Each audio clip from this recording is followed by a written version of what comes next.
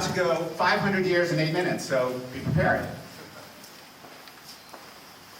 So this is the personal media revolution. And it begins in the 15th century with the invention of the printing press. Prior to that, all published information either was produced by the church or by the state. And the free press gave rise to personal self-expression, and we saw this flourishing of literature and books and newspapers and journals. But for hundreds of years, the mass production of distribution and distribution of published information has generally been in the hands of the few and the powerful that control the presses and the flow of the information.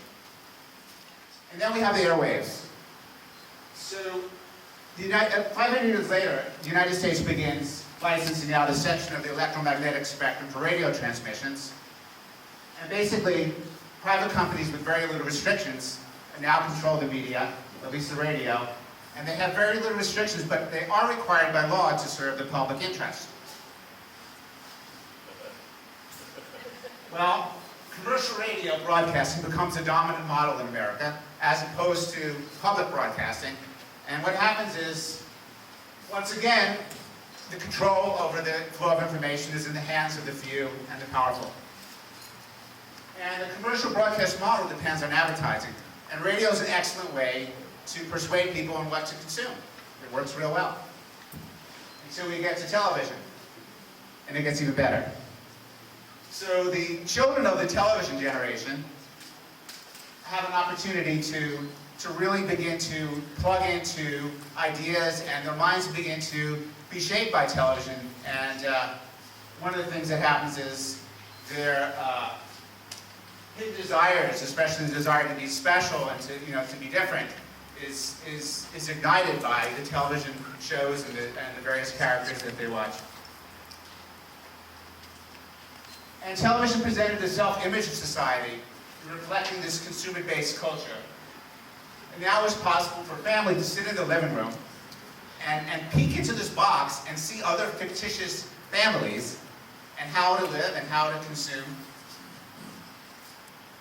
But somehow, as we get to the transistor radio, the child is able to break free from the family and go off on their own, plug in the earplug, and go and do their own thing and listen to their own music. And what's really interesting is during the invention of, or the popularization of transistor radio, also rock and roll music is born.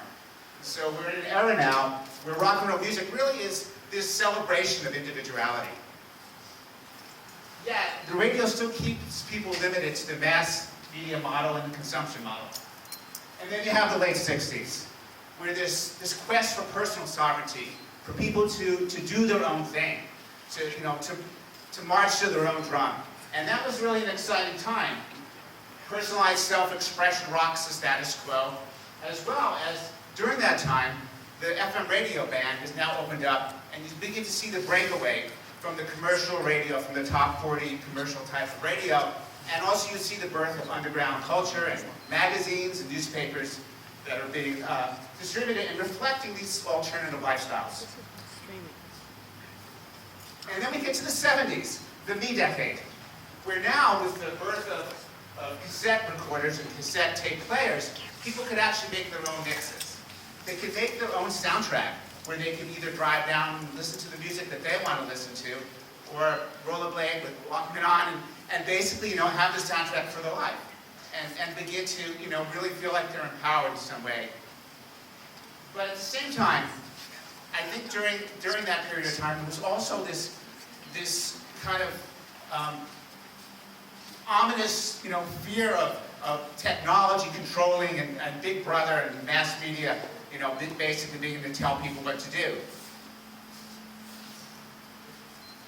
And I don't know if anyone watched in 1984, and those of you who were around in the Super Bowl, there was that wonderful commercial by Apple for introducing the Macintosh, where they actually said, 1984 wasn't going to be 1984 anymore because they were revealing something. And with Macintosh and with personal computing, what began to happen was people began to create their own media. And with desktop publishing, people were able to put together their own booklets and books and things. And a little bit later on, we see the birth of print-on-demand publishing. So for the first time, the publishing model now an individual that wanted to write a book, that wanted to be an author, to be an authority, could actually print, several copies if they wanted, 100 copies at a time.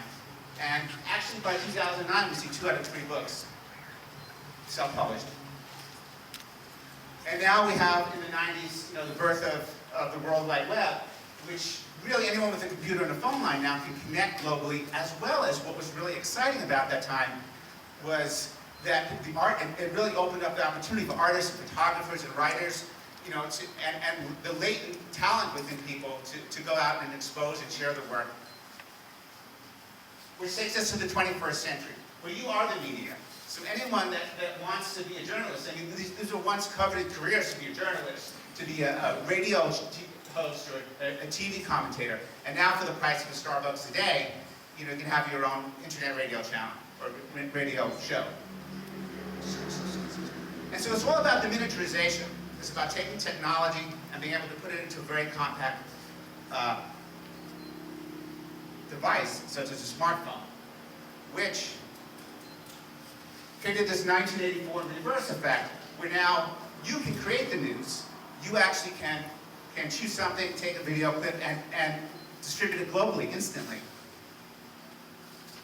So basically, the lines between personal communication and mass communication are coming to an end, because the television generation that grew up in one-way communication now is transforming, where we have this generation that basically is two-way communication, interactive, and now we have a global consciousness and a global rise of consciousness that the command and control model of mass media is basically dissolving. So you're now the producer and the consumer of media.